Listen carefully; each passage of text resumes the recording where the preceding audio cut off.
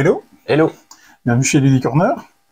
Cette vidéo pour vous parler des jeux qu'on a joués dernièrement. Hier.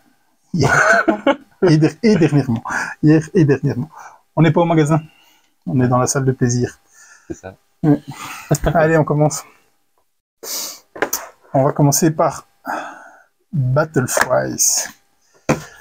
Un petit jeu de chez Beer Games. C'est le nouveau de chez Beer Games. Donc, comme on disait dans la vidéo de présentation, des nouveautés, toujours un peu improbables dans le thème, pas spécialement improbables. Plus des thèmes fort peu exploités. Ouais, c'est ça. Le premier sur la bière, ici, c'est sur les frites. Vous allez tremper vos frites dans les sauces. Un bon jeu belge, quoi. Un bon jeu belge. C'est ça. Et donc, à votre tour de jeu, en fonction du nombre de joueurs que vous avez des cartes sauces qui viendront au milieu de la table, vous avez du ketchup, de la mayo, et chaque joueur a tout un set de cartes à sa disposition, avec des cartes qui ne peuvent aller que dans la mayo, des cartes qui ne peuvent aller que dans du ketchup, et donc les cartes qui peuvent aller que dans la mayo, que dans du ketchup. Je les ai passées certainement, elle est là. Et les autres qui peuvent aller dans la pizza, avec une carte fricadelle. Voilà. Et donc à votre tour de jeu, vous sélectionnez une carte. Donc il y aura toujours une sauce de moins que de joueurs, évidemment. Et à votre tour de jeu, vous allez abattre et vous allez dire je vais dans la mayo. Et donc si vous êtes seul, vous prenez toutes les cartes qui devraient y arriver. Enfin, en dessous, qu'il y a dans le maillot. Si vous n'êtes pas seul, les cartes vont en dessous de la carte sauce, et donc à la fin de la partie, enfin non, au tour d'après, vous risquez de tout prendre, et donc c'est celui qui a le plus de points de victoire qui gagne la partie. Voilà. Oui, c'est assez simple. Hein. T'as une carte, tu la tapes dans ta sauce, et puis si t'es tout seul, tu prends, si t'es pas tout seul, tu laisses. C'est plus simple que ça, c'est... Voilà, effectivement. C'est divertissant. C'est ça. C'était le bon terme que j'avais trouvé, je pense, divertissant. Parce que ce jeu n'est absolument pas pour moi. Mais je confirme, c'est pas pour moi non plus. Voilà. On peut comprendre pourquoi ce genre de jeu existe, parce que moi j'ai fait un parallèle avec Exploding Kitten. Exactement. Ouais, parce que il y a des personnes, jouent à des jeux de société, il faut parfois savoir poser son cerveau et simplement y aller. Passer le temps, quoi. Et je pense que Battle Fries répond à tous ces critères. C'est du 3-6 joueurs, c'est du 8+. Voilà, 8+, il n'y a rien à dire là-dedans. Partie de 10 minutes, c'est 10 minutes, oui, c'est compris, je pense. C'est compris, ça. C'est Anthony Toffolo qui nous a fait ça, et au pinceau, c'est Armand Glop. Donc j'avais un peu regardé ce qu'ils avaient fait, j'ai pas trouvé grand-chose. Voilà, c'est juste pas pour moi. Non. Comme tu as dit, poser le cerveau, moi c'est ce que je fais sur des séries. Tu vois, les séries télé, je réfléchis plus.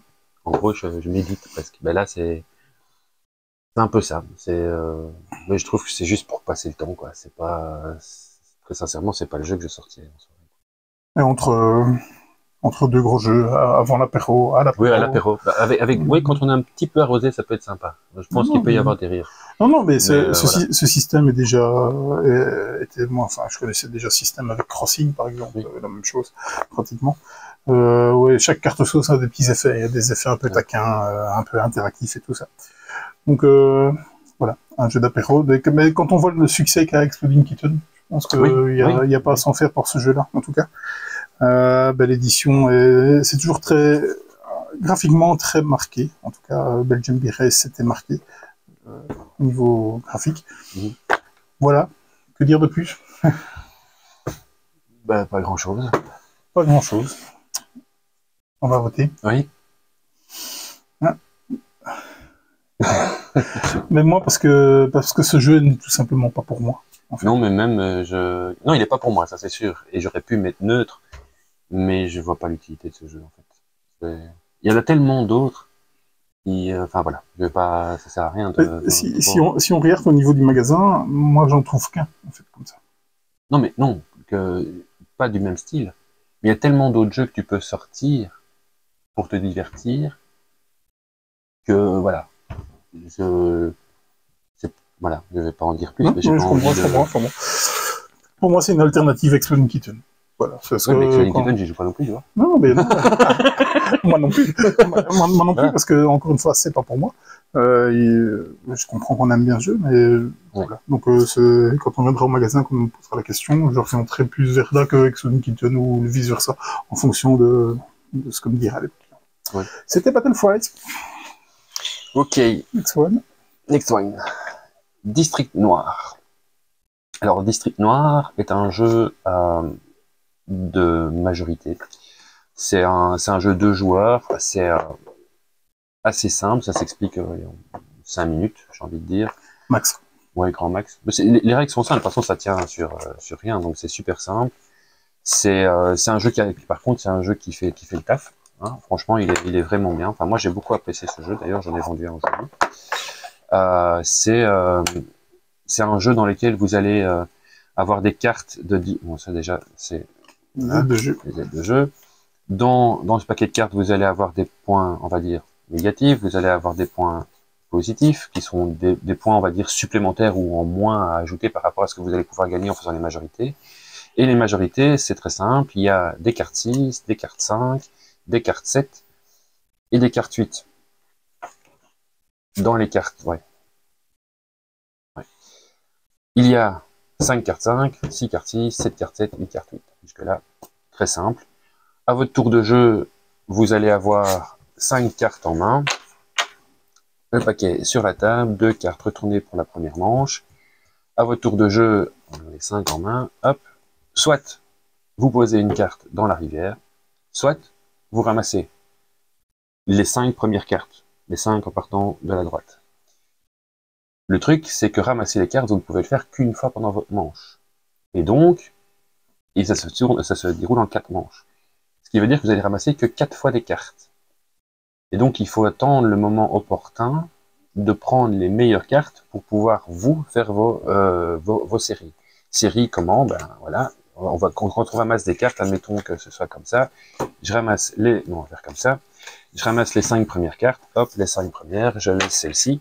Je les mets devant moi. J'aurai 3 points positifs, 2 points négatifs. J'ai un 8, j'ai encore 4 points positifs. Et j'ai un 7.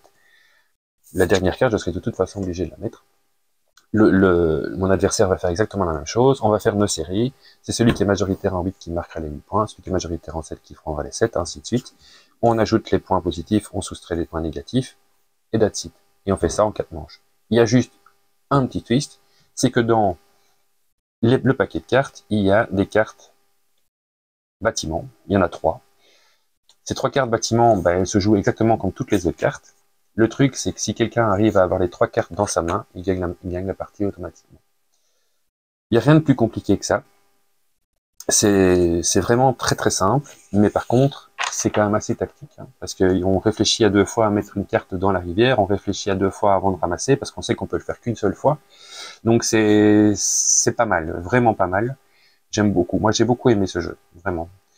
La partie qu'on a faite, voilà, était très bien et j'ai vraiment envie d'en refaire une assez rapidement. C'est un jeu que j'ai vraiment apprécié.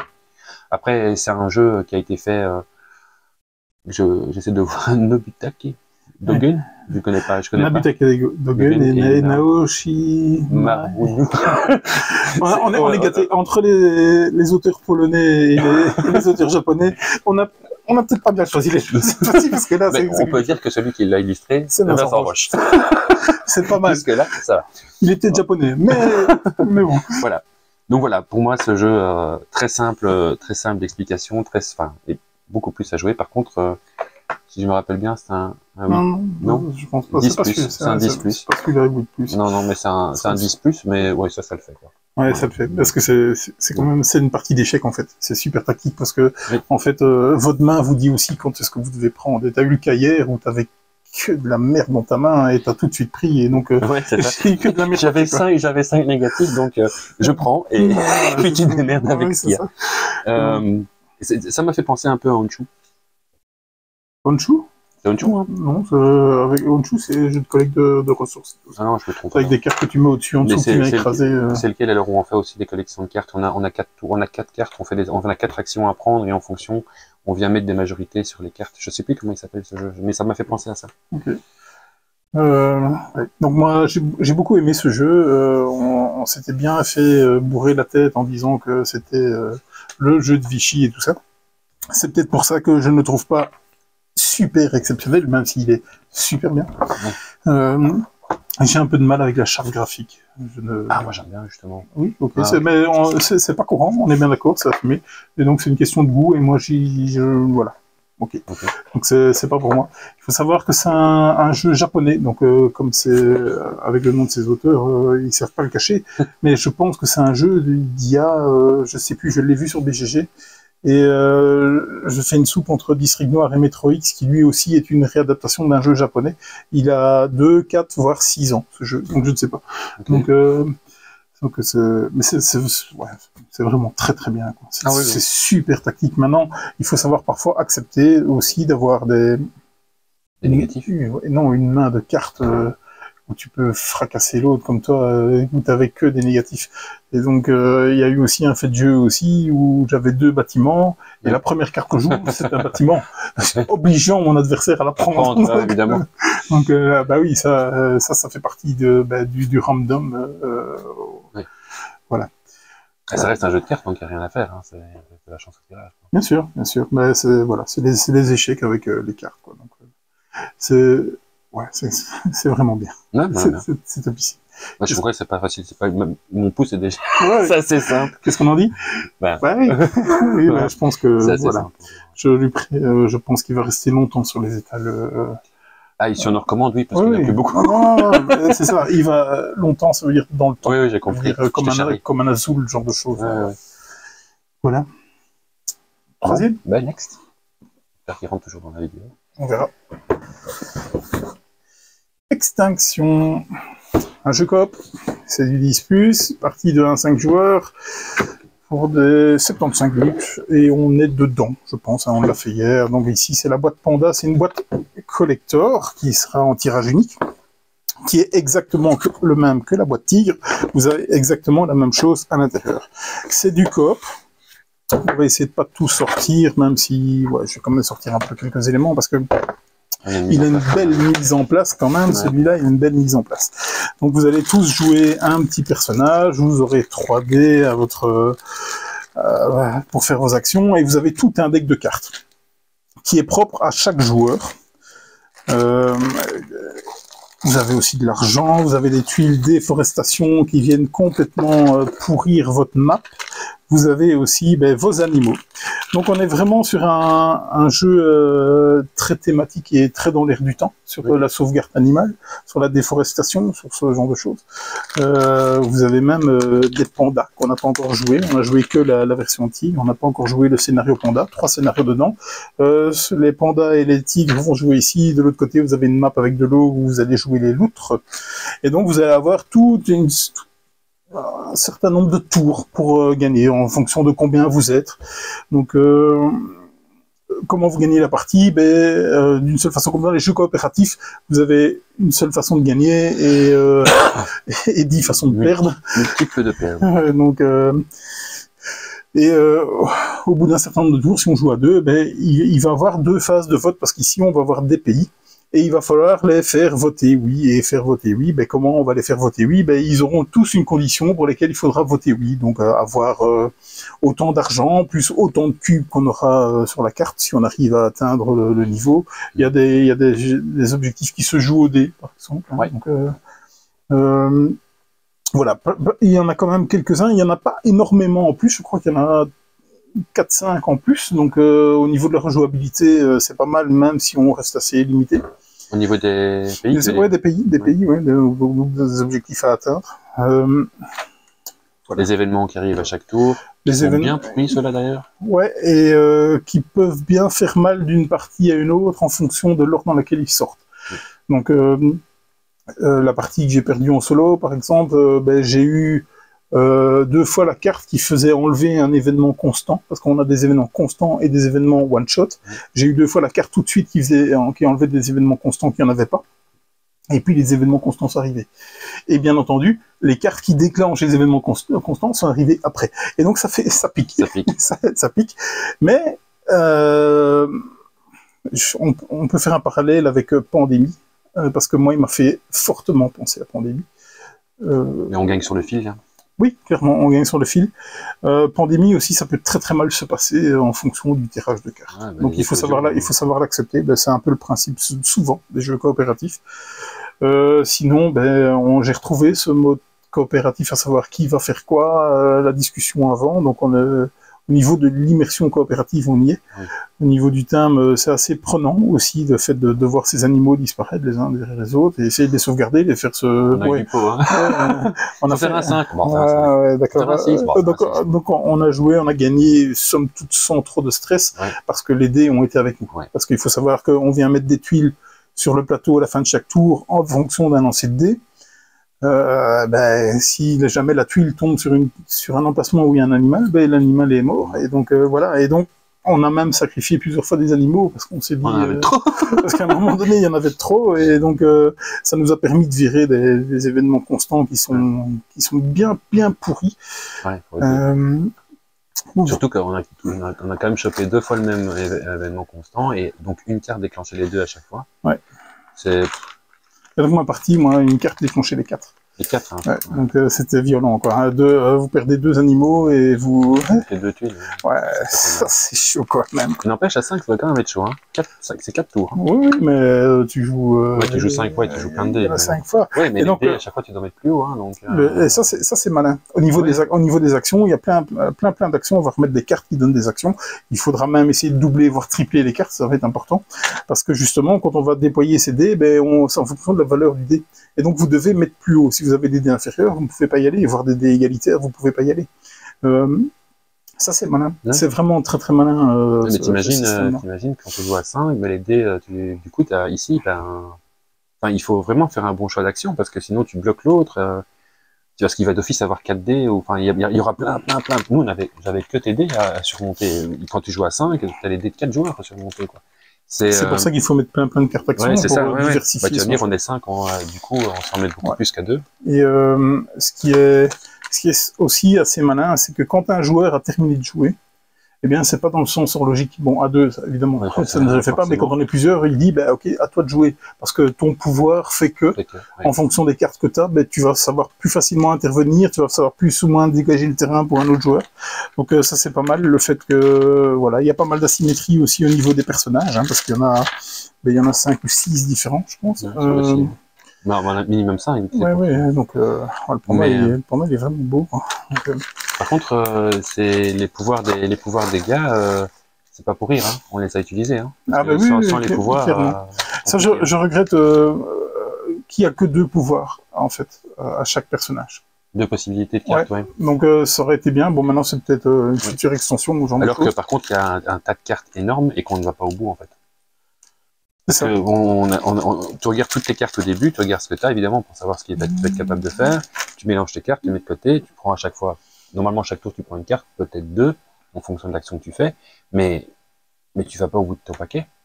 Donc, en fait, moi, je pensais qu'à un moment donné, on allait pouvoir faire toutes les cartes, donc j'avais un peu regardé, mais non, il y a plein de cartes que tu sais que tu vas pas faire. Ouais, déjà, c'est pas mal pour la rejouabilité, et ça te permet peut-être d'avoir une machine à cartes, en fait, parce que les cartes, il y a des fois, je me retrouvais qu'avec une seule carte, donc voilà, c'est une denrée assez rare, de même que l'argent, c'est assez tendu, donc ça, c'est une belle tension. Là-dessus, on croule pas sur l'argent, donc si on croule sur l'argent, ça veut dire que on a perdu l'occasion d'enlever des tuiles, de faire se repeupler les animaux, enfin... Voilà, donc... l'argent, c'est le nerf de la guerre dans le jeu aussi, quoi. Mais les cartes aussi. Oui, tout à fait, mais bon... C'est le pouvoir. Moi, je pense, c'était je sais plus le. C'est celui-là, je pense. Non. J'avais le mauve, je sais plus. Enfin bon, ce pouvoir, c'était de pouvoir utiliser ton argent comme le mien. Et comme j'en avais pas beaucoup. Non, mais bon, le peu que t'avais, c'est ce qui a permis de gagner quelque part. Hein. Mettre les 3 cubes, si on ne les mettait pas, tu veux dire, on a gagné au la main finalement, parce qu'on a eu de la chance au dé, mais les 3 cubes, on a gagné au la main au dernier tour. Le premier vote, on l'avait pas non plus. Non, on est bien d'accord. Et encore, les 3 derniers tours, on a fait que blinder en cube pour s'assurer la victoire. Au risque que ça se passe mal. Mais on avait quand même beaucoup d'animaux encore sur la map, donc ça le faisait largement. Je pense qu'on n'aurait pas perdu à cause du fait qu'on n'avait plus d'animaux. ça c'est Et certain. en effet. C'est plutôt les oui qui auraient été... Ouais, c'est ça. Au niveau de l'auteur, c'est Hopkins qui nous a fait ça. J'ai rien trouvé. Des pinceaux, Ben Flores, j'ai rien trouvé. Mais Beth Sobel, là, j'ai trouvé. Et pas n'importe quoi. Hein. Donc, Winspan, Viticulture, Cascadia, Calico, Arboretum. Ouais, j'adore ce jeu. La nouvelle version Arboretum, je ne sais pas si l'ancienne version, celle qu'il a fait, il faudra que je regarde. On verra bien. Donc, voilà, Extinction, c'est la boîte Panda ou la boîte Tic, c'est exactement la même chose. Ça m'a fait un peu penser en termes de marketing à ce qu'on avait eu avec Abyss, avec plusieurs faces de couleurs différentes en premier tirage, et puis uniquement la boîte bleue qui reste. Après, il restera que la boîte Tigre. Donc, c'est un jeu de 2020. Ça ne s'appelait pas Extinction, ça s'appelait en anglais, je ne sais plus. Voilà, c'est Matago qui la localise. Qu'est-ce qu'on en dit, nous, les joueurs de coop?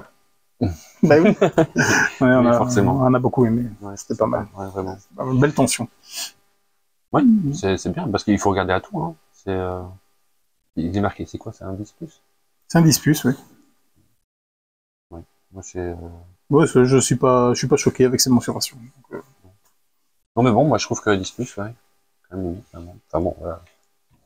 Ça peut jouer. Next. Oui, non. Metro X. Assez simple. Qui s'explique rapidement aussi, enfin je trouve. Assez simple. Donc on a chacun une petite... Moi c'est un flip and write, donc d'office on a un paquet de cartes et un paquet à écrire. Ça c'est simple.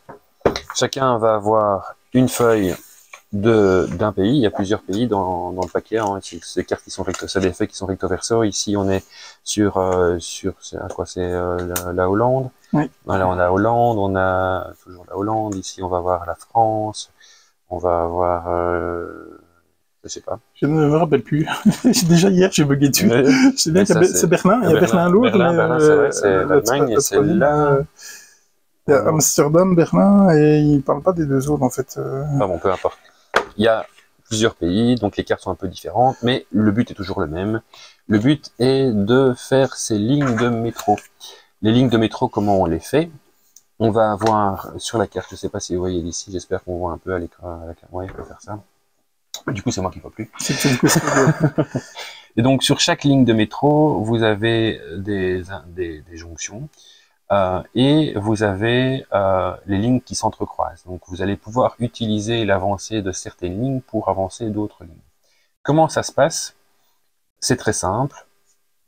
On va sortir, donc on a un paquet de cartes, on en retourne une, c'est un flip and write, on retourne peut-être pas celui-là en premier, on va retourner le 5, admettons, on retourne le 5 vous dit qu'on peut mettre 5 croix. Donc vous choisissez une de vos lignes de métro, il y en a, ça va de A à J, je crois, de A à J. Vous choisissez une ligne de métro et vous mettez le nombre de croix qui sont dans votre ligne. Jusque-là, c'est assez simple. Le truc, c'est que dans chaque ligne de métro, vous n'allez pouvoir mettre ici, par exemple, on ne pourra mettre que 2 cartes. Donc si je décide de mettre dans le B le 5, je vais écrire un 5 ici et je vais mettre 5 croix. Mais ce qui veut dire qu'après, il me reste plus qu'une carte à mettre. Et si jamais il me reste bien plus que 6, parce que le plus haut c'est 6, s'il me reste plus que 6 cases à mettre, ça veut dire que je la termine jamais, ma ligne de métro. Donc du coup, je dois mettre mes croix ici, mais je dois aussi utiliser le 6, enfin le F par exemple, qui s'entrecroise avec le B, pour pouvoir mettre des croix dans les lignes suivantes. Donc le but étant d'arriver le premier au terminus de chaque ligne pour avoir le maximum de points de victoire. Si vous arrivez deuxième, vous avez moins de points de victoire, mais vous en avez aussi. Le but étant de terminer le plus de lignes possible. Voilà. C'est assez simple. Voilà, il y a des petits twists avec les cartes qui sont ici. Par exemple, le 5, c'est 5 croix, mais bon, il y a des 3, il y a des 4. Mais par exemple, il y a aussi des 2 qui vous permettent de mettre une croix, de sauter des croix qui seraient déjà mises, d'en remettre une derrière. On a le 3 qui fait la même chose, mais avec plus de croix à mettre. On a celui-ci qui dit, bah, vous mettez une croix où vous voulez. Vous n'avez pas besoin de partir de là où, du début de la ligne, parce qu'évidemment, ce que je n'ai pas dit, c'est qu'au début quand on tourne une carte, on est obligé de partir de la première case vide disponible. Donc, si je suis arrivé là, je peux partir de là, mais tant que j'ai pas démarré celle-là, ben, je dois partir du début. Le plus, c'est une carte un peu spéciale où vous allez pouvoir mettre un nombre de croix égal au nombre d'intersections de l'endroit où vous choisissez. C'est un peu plus complexe à comprendre, mais bon, voilà, je ne vais pas rentrer dans les détails. Et ça va vous permettre aussi à la fin de la partie de marquer certains points de victoire supplémentaires. Et le 6, qui est assez simple, on sait s'y croire, il n'y a pas plus, mais par contre, une fois que le 6 est retourné, on reprend toutes les cartes, on remélange, et ça continue comme ça jusqu'à la fin, jusqu'à ce que en fait, la fin de la partie est déclenchée quand toutes les cases de toutes les lignes sont complétées. Voilà, c'est assez simple. En tout cas, moi, ça a fait le job, j'ai vraiment aimé ce jeu. J'ai beaucoup aimé Next Station London, mais je trouve celui-ci quand même plus, plus tactique, nettement plus tactique, plus d'anticipation.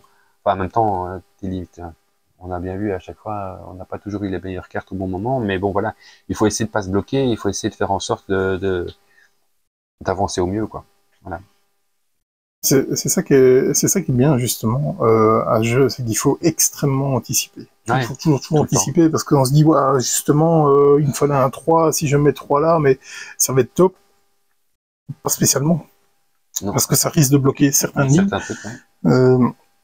Donc quand j'ai vu le pitch de ce jeu-là, je me suis dit que c'était du foutage de gueule, quoi. Et que c'était Next Station London. C'était vraiment. Puis je me suis dit bah ok, voilà, parce que l'auteur est un auteur de renom. Normalement c'était à toi de le dire. Mais j'ai pas voulu. C'était Hisashi Hayashi. C'est l'auteur de l'excellent Yokohama. Ouais. Vraiment, et quand on fait Yokohama, qui est un jeu, waouh, quoi, c'est costaud, hein, c'est très costaud, et qui est excellent, et donc ça donne envie de voir ce qu'il a dans le ventre. Ses mensurations sont pas bonnes.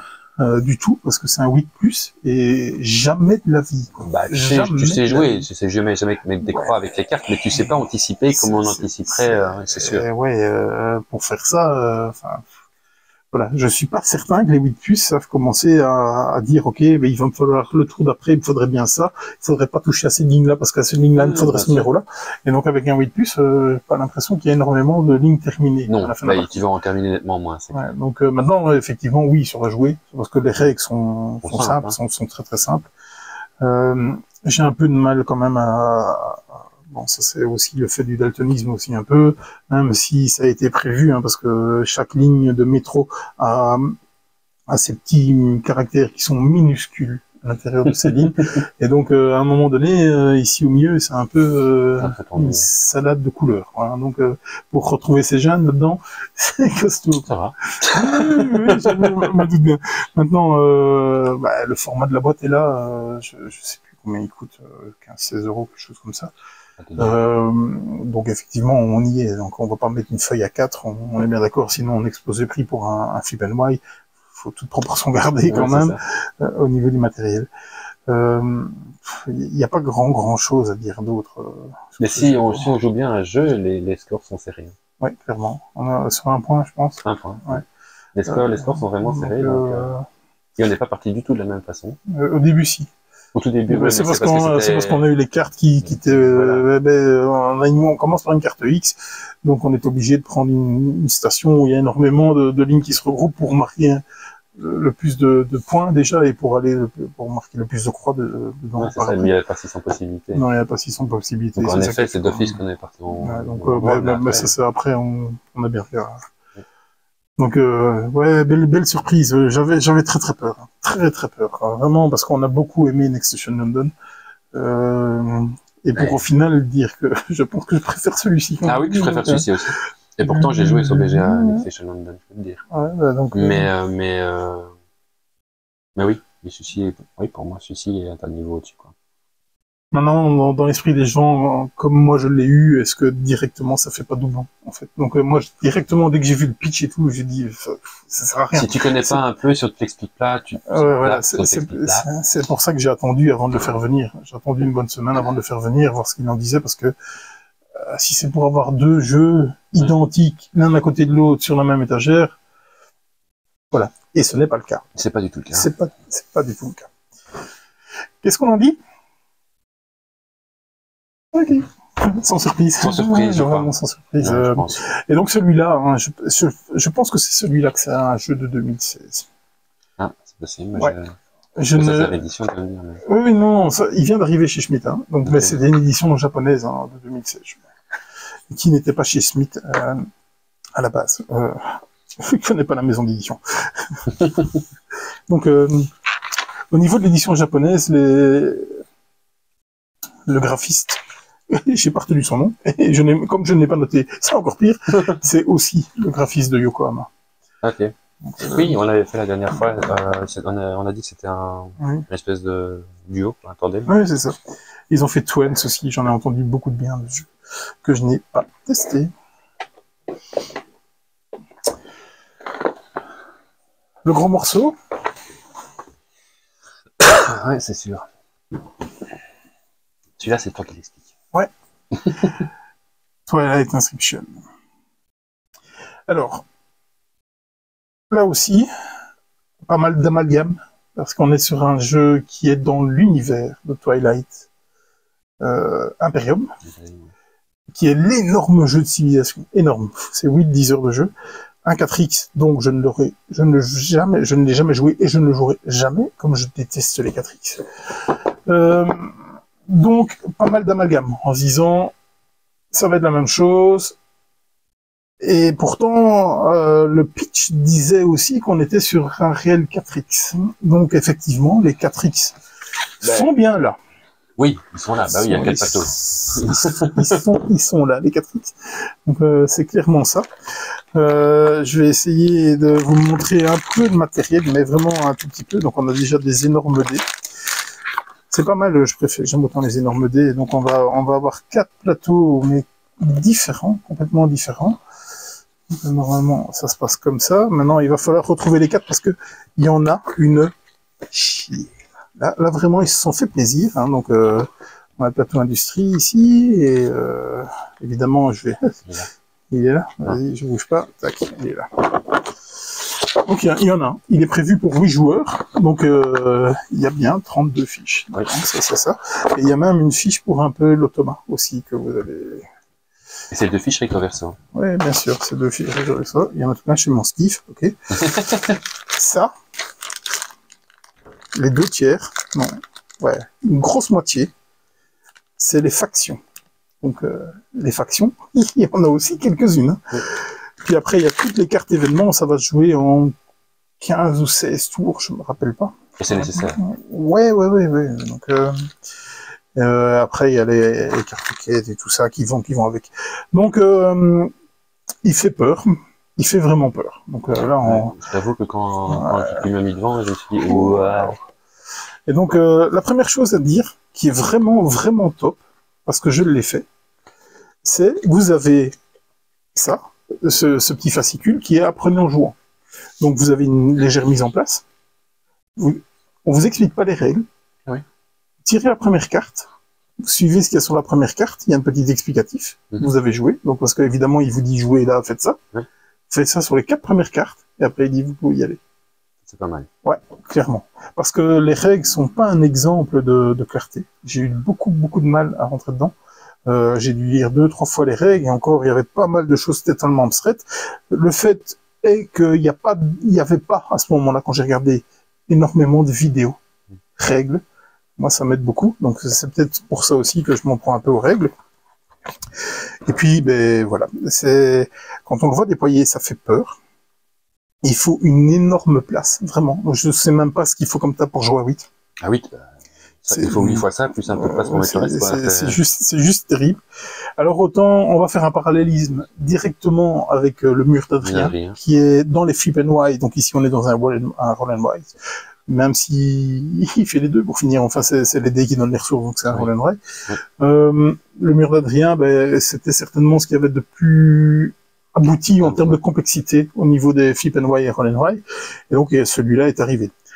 Quand on le voit déployer, on se dit, waouh, ça va être terrible, ça va être 10 fois le mur d'Adrien. Et par après, ben non. Non, c'est plus ou moins le même. Oui, clairement. C'est simple. C'est vraiment simple. Vous allez lancer les dés, et en fonction des dés, ben, vous allez faire des actions dans une fiche. Donc déjà, vous voyez le résultat. On va d'abord tirer une carte qui va vous dire tel événement, vous faites ça. Et donc là, vous allez dire, eh ben ok, je vais sur cette fiche-là. Et vous faites et vous commencez à remplir dans cette fiche-là. On lance les dés qui vont vous procurer des ressources, Et donc, vous allez continuer à compléter cette fiche-là. Et donc, chaque fiche, on va pas vous l'expliquer parce qu'il y a énormément de choses à expliquer. Même si ça reste très simple hein, et assez intuitif malgré tout, chaque fiche va vous donner des choses totalement différentes. Donc, on est sur un méga combo. Vraiment, ouais. Voilà, c'est ça, parce que tu dis on joue sur une fiche, c'est vrai, on joue sur une fiche, mais tous les bonus que tu gagnes sur cette fiche, tu peux les mettre n'importe où. Donc il faut, en fait, moi je pense qu'avant de bien jouer à ce jeu, il faut connaître les fiches et voir ce qu'il y a moyen de gagner sur les différentes fiches. Parce que moi c'est ce qui m'a fait défaut. Celle-ci, toi tu l'as optimisé à mort. Cette fiche est monstrueuse niveau points quand tu rentres dedans. Clairement. Moi j'étais plus parti sur la navigation. Et sur la militaire aussi. Oui, la militaire, ça allait. Mais je suis plus parti sur la navigation et au final, j'ai même pas atteint l'objectif de navigation, tu l'as eu avant moi, parce que tu avais tellement de bénéfices là-dedans que voilà. Donc je pense quand même que cette fiche est plus qu'intéressante et il faut vraiment la déployer un maximum. Ouais, ça va faire partie d'un des bémols que je vais dire après. Donc on va déjà dire que c'est du 1 à 8 joueurs. Je pense que c'est évidemment du 14+. C'est même pas noté, tiens. C'est bizarre. Hein. De 90 à 120 minutes, ça c'est noté. Donc 120 minutes me paraît exagéré, vraiment. Je pense quand même que 90 minutes le fait. Ouais. Non, c'est même pas mis, c'est dingue. Et je pense que quand j'ai créé la fiche article, c'est du 12+ ou du 14+. De toute façon, je ne vois pas ça en dessous, en tout cas. Non. Au niveau des auteurs, c'est du lourd. C'est James Kniffen qui nous a fait ça. James Kniffen, qu'est-ce qu'il a fait? Donc, c'est un peu la famille FFG. Hein. Donc, la famille FFG, on reste un peu entre ces murs. James Kniffen, il nous a fait Civilisation Nouvelle, Star Wars X-Wing, Star Wars Armada, il nous a fait Forbidden Wars, il nous a fait New Angeles, tous des grosses machines FFG. Au niveau des illustrateurs, j'en cite 2 parce qu'il y en a plusieurs, il y en a vraiment 4, 6, 8 je pense. Chez BGG, il y a 3 petits points d'ailleurs. Voilà, il y a Anders Finner là aussi, ça reste chez FFG, c'est les demeures de l'épouvante, Horror Arkham, le jeu de plateau, Game of Thrones. On a Thomas Jedusek qui fait du Dominion. Ah, on n'est pas sur FFG. Et Magic, donc à mon avis un transfuge. Donc voilà. C'est jubilatoire hein, parce qu'il y a des combos dans tous les sens et il y a peut-être trop de combos. Mais on en a loupé plein. Il faut être extrêmement procéduré pour jouer à ce jeu. C'est dingue. Hein. Parce que vous mettez un dé, vous avez un combo. Vous avez quelque chose à cocher autre part. Alors, ou bien vous notez vos 3D, voire 4, 5, 6, parce que vous pouvez débloquer, donc on joue avec les dés noirs, mais on peut débloquer les dés de couleur, et c'est justement ce qu'il faut faire le plus vite possible. Ou bien vous notez tous vos dés et après vos combos, et vous allez oublier des combos. Clairement. Ou bien vous notez un dé, vous notez le combo, et au risque de reprendre une deuxième fois le même dé, parce que les tours vont tellement s'enchaîner que vous savez plus si vous avez utilisé 3 ou 4 fois le dé. Oui. Donc, il faut être extrêmement procéduré, vraiment très très carré, parce que vous entourez la case, quand vous pouvez la barrer pour dire que vous avez utilisé ce combo-là. Ça, c'est la meilleure façon de faire. Mais par contre, si vous voulez commencer à vérifier ce que vous avez fait, genre, les triangles rouges, combien j'en ai, si vous l'avez barré, ça devient compliqué de les compter. Ouais, clairement. Donc, les feutres sont orange. C'est des feutres fort spéciaux, clairement, parce que... Ça fait un truc comme ça, en fait. Ouais, on dirait un peu, après ça sèche et ça devient un peu de la poudre. Ouais. Et donc, la meilleure façon d'y jouer, c'est clairement de dire, ok, je joue dans cette fiche, je prends la fiche devant moi, parce que sinon, vous en avez partout. Vous en avez vraiment partout. Donc, c'est pour ça que déjà, moi, ce système avec des feutres, je suis pas pour, je préfère 1000 fois mieux un roll and write. Et, mais là, pour la planète. Tu t'imagines le nombre de crics? Oui, on est bien d'accord, c'était pas possible. C'était une question de goût personnel. Donc voilà. Au niveau des bémols, je trouve qu'il y a une fiche qui est nettement trop puissante. Quoi. La fiche de l'industrie m'a ramené 45 points, et alors que toi, tu étais parti en affrontement, et à l'affrontement... j'ai gagné 10 points, 10, voilà, c'est ça.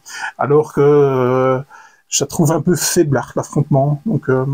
Oui, parce qu'il n'y a pas moyen de gagner tant que ça, finalement. Il y a quelques bonus. Il y a quand même intéressant. Il y a des son personnage. Il y a pas mal, mais je trouve que c'est quand même assez compliqué, malgré tout, de créer tes vaisseaux et tout ça. C'est nettement plus facile de les mettre dans certaines autres cartes. Donc par exemple le voyage c'est assez simple aussi, il n'est pas spécialement très très puissant. C'est impératif parce que le voyage vous permet d'aller sur cette fiche là. Donc ça c'est impératif. Il faut la jouer. Donc vous pouvez pratiquement laisser tomber la fiche affrontement, quoi. Au pire, vous allez perdre 8 points. Ça c'est vraiment le pire qui sait vous arriver, quoi. Donc alors que l'autre est obligé d'y aller. Il peut pas se dire, ok, j'ai pris l'avance, je laisse aller, parce que à chaque round, il va y avoir 4 décomptes affrontements. Oui. Vous êtes obligé d'être déjà dans la présence. Donc, c'est-à-dire que vous allez mettre vos vaisseaux ici, ben, c'est là qu'il va vous dire si vous êtes majoritaire, ok, c'est bon, on va tracer une ligne. Et cette zone-là ne sera plus scorée. Donc, même si vous avez gagné largement, vous ne pouvez pas dire en roue libre, ok, c'est bon, parce que vous n'avez plus rien dans les autres zones. Et voilà. Non, c'est ça, c'est vrai. Mais il y a quand même, par contre, dans le jeu, il y a un objectif il y a un objectif à réaliser par type de fiche. Donc du coup, en fait, course, tu perds 8 points maximum ici, mais si tu fais pas l'objectif, tu perds aussi les points de l'objectif, ce qui fait 7 points, donc ça peut quand même faire un beau delta. Donc, mais en effet, c'est la moins importante du jeu, quoi, clairement. Donc du coup, ça tirait bien, puisque c'est dans les 4X, c'est ce X-là que tu n'aimes pas. C'est ce que je n'aime pas, c'est sûr. Donc, et donc, encore une fois, on n'a fait qu'un plateau. Maintenant, peut-être que les autres plateaux, on n'a pas approfondi. Peut-être que les autres plateaux comblent ce genre de choses. Je n'en sais trop rien. En fait, un autre bémol aussi, on est obligé de le comparer au mur d'Adrien. On est obligé, parce que il est arrivé, c'est un poids lourd des Roll and Chip and Why, donc il faut le comparer avec ce qui est comparable. Alors, ce que moi j'ai beaucoup aimé dans le mur d'Adrien, c'est que, en fait, vos combos sont matérialisés par des meeples. Oui. Ce qui fait que c'est nettement moins procéduré, parce que tu les as, tu les dépenses. Oui, donc, et quand on n'en a plus, ben voilà, c'est que tu as fini ton tour. Oui.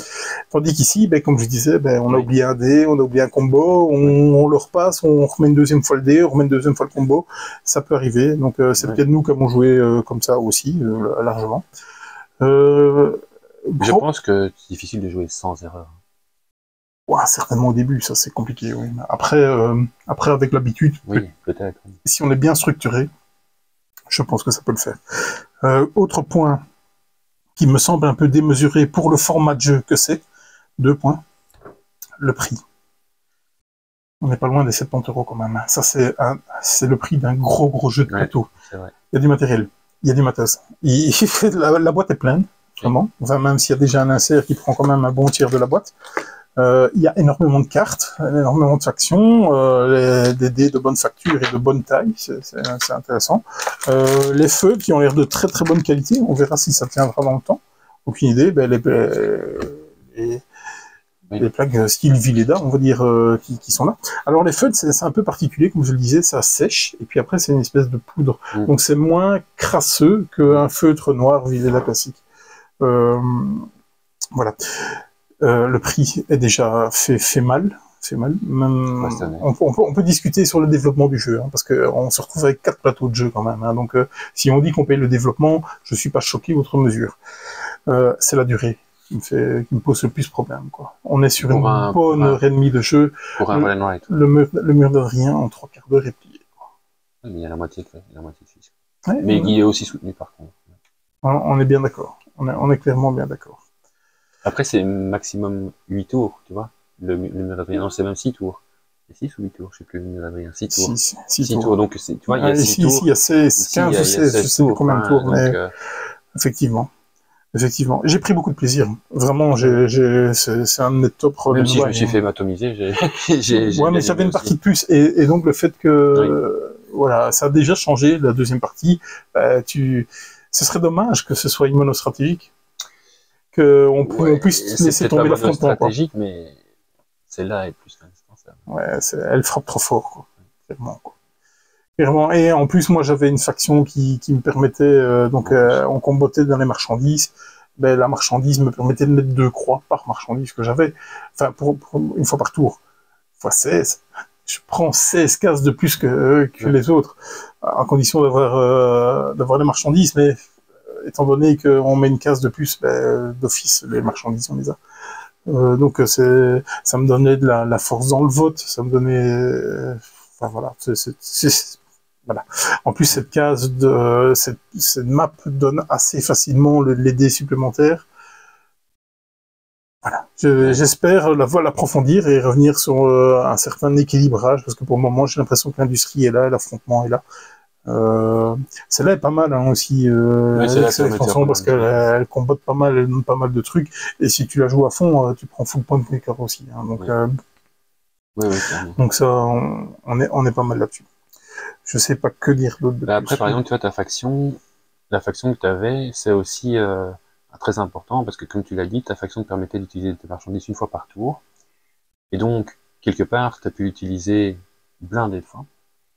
La faction que j'avais me permettait de créer un port spatial gratuitement. Port spatial, il y en a 3.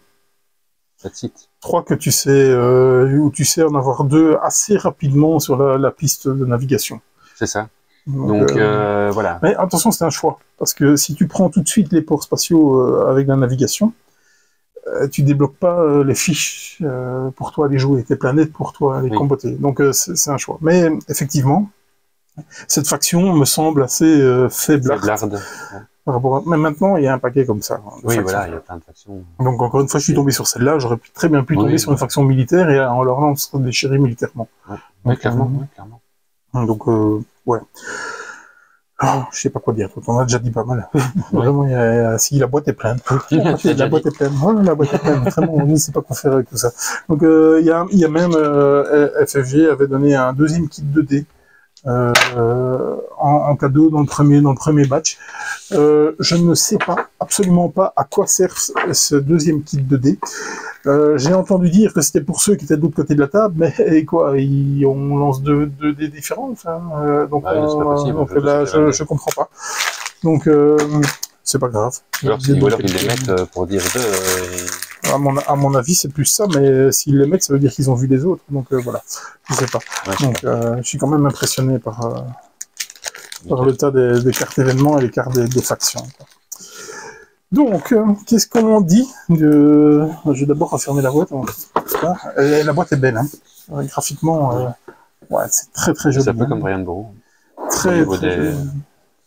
Ouais, oui, mais ça devient un peu la norme. Hein. On a ça de plus en plus sur les boîtes. Hein, donc c'est, je sais pas trop quoi dire d'autre là-dessus. Qu'est-ce qu'on en pense? Ah oui, c'est vrai. Mais non, c'est pour rire évidemment. Moi, j'adorais. Non, mais ça se pourrait. Mais non. Mais je viens de dire tout l'inverse. Je peux pas mettre un pouce comme ça. Non, j'ai adoré. Est-ce que je le sortirais souvent? Ouais. Entre cartographeurs. Non, mais en solo. Ah oui. Point positif solo. J'avais peur du solo et il tourne comme une horloge, hein, le solo. Ah ouais, vraiment. Il tourne super bien. C'est comme les murs d'Adrien, en solo c'est pareil. Donc, quand on a vu un 4X solo, c'est juste pas possible. Enfin, 4X. Ça serait bien d'accord, hein, parce que le 4MX... Et donc là, le solo tourne très très bien. De toute façon, tu te bats contre l'automate. Ouais, clairement. Et c'est en fonction du résultat des dés, donc il peut très bien être très fort, comme il peut être pondéré. Ce sera la chance qui fera que, comme dans la majeure partie des relais flip and wide. Donc ça tourne comme une horloge solo, vraiment. Ça vaut la peine d'avoir un jeu de cette ampleur qui a une mise en place, somme toute, assez rapide pour le matériel à mettre en œuvre. Et après, on est parti pour 1h30 de jeu. Solo, c'est 1h30. Donc il y a peut-être moyen de rusher, mais alors on oublie pas mal de combos. Quoi. Il faut vraiment faire attention. Faut pas rusher, parce que tu loupes des trucs. Quoi. Ouais. Mais voilà, c'était déjà pas mal, hein, je trouve. Oui. Ouais, pas mal. Celui-là, je veux dire, ces deux-là, j'ai vraiment apprécié. Celui-ci, j'ai bien apprécié, mais je pense qu'on a eu trop de chance pour la partie. Il faut que je refasse une pour avoir un peu plus de tension. Celui-là, je me suis clairement embrouillé les pinceaux et j'ai oublié plein de trucs. Il y a certainement moyen de partir différemment. Et celui-là, je vais rien dire. Ouais, c'était une bonne cuvée. Une vraie bonne cuvée. Au niveau des vidéos, on mettra toujours en ligne le vendredi toutes les nouveautés. Par contre, tous les on a joué, tout ça, ça va passer le mercredi en début d'après-midi, je pense, parce que Le temps que ça charge. le temps que ça cherche, surtout la HD YouTube. Ou alors il existe des boosters que je ne suis pas au courant, parce que là, waouh. Donc voilà. Ben, le mot de la fin. Oui, on va toujours dire au revoir à la fin. Ouais. Donc à bientôt. À bientôt. Chez Udi Corner.